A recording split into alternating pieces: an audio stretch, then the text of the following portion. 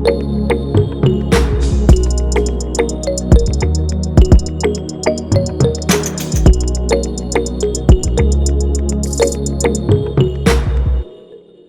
Everyone, welcome to the video. और आज की इस वीडियो में हम देखने वाले हैं वेरिएबल्स के बारे में। तो वेरिएबल्स को जानने से पहले ज़रूरी है कि हम आइडेंटिफायर्स को पहले समझें। ओके, तो वेरिएबल्स स्टार्ट करते हैं, बट उससे पहले हम देखते हैं कि आइडेंटिफायर्स क्या होते हैं। तो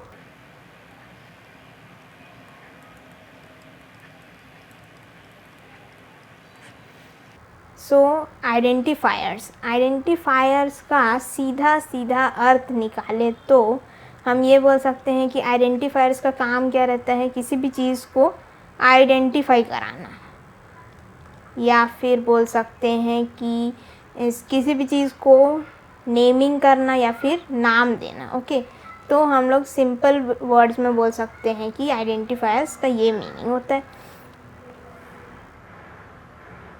used to name the things। In identifiers को, यानी कि अगर हम कोई भी चीज़ का नाम रख रहे हैं तो उसका कुछ ना कुछ रूल रहता है कि हमको ऐसे ही नाम रखना है। सो इनसाइड जावा ऑल्सो हमारे पास कुछ रूल्स हैं जिसके थ्रू हम आइडेंटिफायर्स को यूज़ कर सकते हैं। तो पहला रूल है हमारा, जो कि है it should not start with the numbers.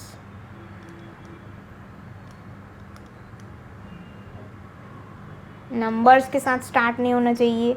And the name, जो भी हम लोग नेम कर रहे हैं उसमें कोई भी वाइट स्पेस नहीं होना चाहिए, नॉट अलाउड।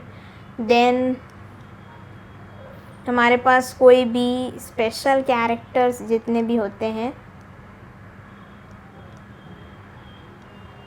वो सभी अलाउड नहीं है, एक्सेप्ट इसमें दो कंडीशंस है कि हम अंडरस्कोर को यूज़ कर सकते हैं एंड डॉलर साइन को यूज़ कर सकते हैं। तो इन दोनों के अलावा हम बाकी सारे स्पेशल कैरेक्टर्स को यूज़ नहीं कर सकते। देन नेक्स्ट वन इज़ कि हमारे पास जितने भी कीवर्ड्स होते हैं जावा के, अब ये जो कीवर्ड्स हैं ये क्या होते हैं हम डिस्कस करेंगे आगे। कीवर्ड्स जो रहते हैं उनको भी हम यहाँ पे यूज़ नहीं कर सकते इनसाइड आवर आइडेंटिफायर्स। एंड जितने भी हमारे जो आइडेंटिफायर्स होते हैं वो केस सेंसिटिव होते हैं। केस सेंसिटिव बोलने का मतलब ये है कि हमारा जो भी, मान लो हमने नाम रखा as value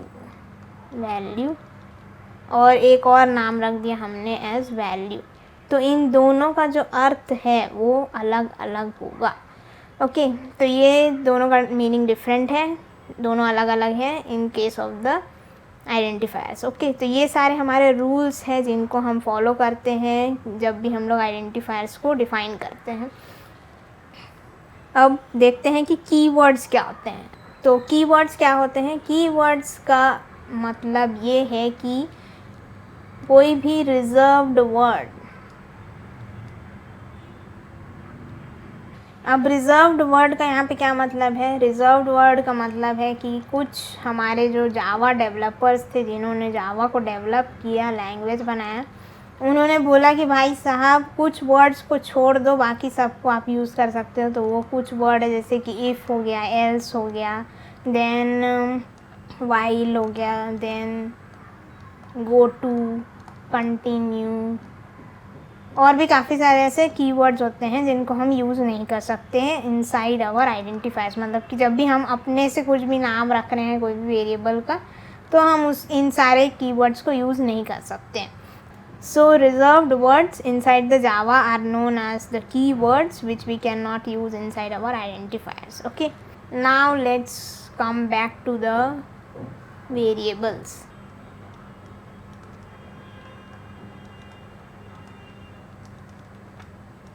now let's see what are variables. तो वेरिएबल्स क्या होते हैं? वेरिएबल्स आर कंटेनर्स जिसमें हम कोई भी वैल्यू को स्टोर करा सकते हैं। जैसे कि यहाँ पे 10 हो गया, देन एक और कंटेनर हो गया, यहाँ पे 5 हो गया, लाइक दैट। हमारे पास अलग अलग कंटेनर के जैसे हम लोग सोच सकते हैं inside our memory. So inside our memory हमारे पास एक कंटेनर है जिसमें हम 10 स्टोर कराए, देन यहाँ पे हमने ट्रू स्टोर करा दिया, यहाँ पे हमने कोई अल्फ़ाबेट स्टोर करा दिया, तो इसके लिए हमने वेरिएबल्स। अब यहाँ पे प्रॉब्लम ये है कि हम इन सारे को स्टोर तो करा रहे हैं, लेकिन हम यहाँ पे इसको पहचानेंगे कैसे, मतलब कि रेफ़र बैक कैसे करेंगे। तो इसके लिए हमने यहाँ पे नेमिंग कन्वेंशंस जो हमने देखा आइडेंटिफायर्स का, वो हम यूज़ करेंगे और वेरिएबल्स को नाम देंगे। तो यहाँ पे जैसे कि हमने बोल दिया कि हमारे पास ये a है, a इक्वल्स टू हमने 10 स्टोर करा, यानी कि a जो है ये इसके साथ जुड़ जाएगा। तो इस कंटेनर का नाम क्या हो गया, a हो गया।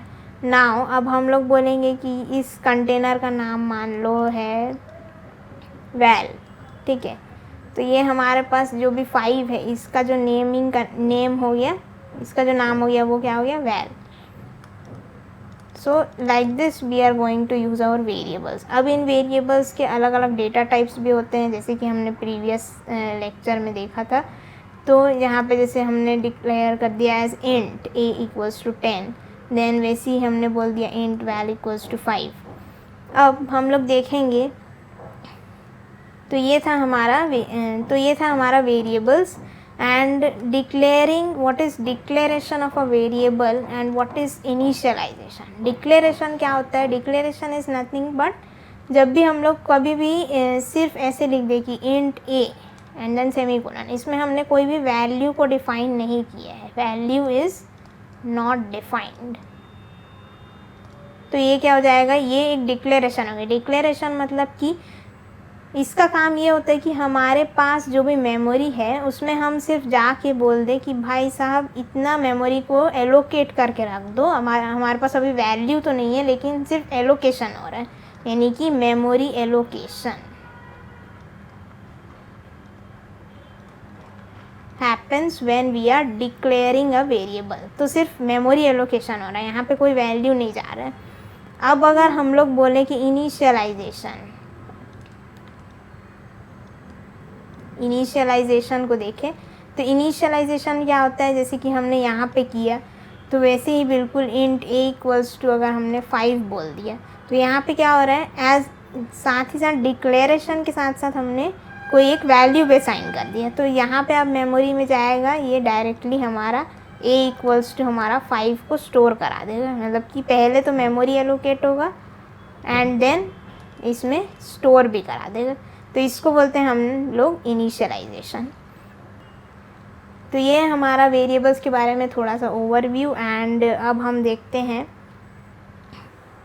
तो ये है हमारा वेरिएबल्स के बारे में ओवरव्यू। और वेरिएबल्स जो रहते हैं वो हमारे पास रहते हैं 3 टाइप्स के रहते हैं variables. So the first one is the static variables होते हैं हमारे पास, और सेकेंड वन होते हैं हमारे पास नॉन स्टैटिक,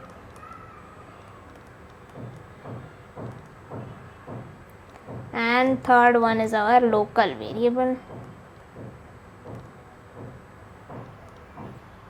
अब इन तीनों टाइप्स के वेरिएबल्स को हम डिटेल में कवर करने वाले हैं हमारे आने वाले वीडियोज़ में।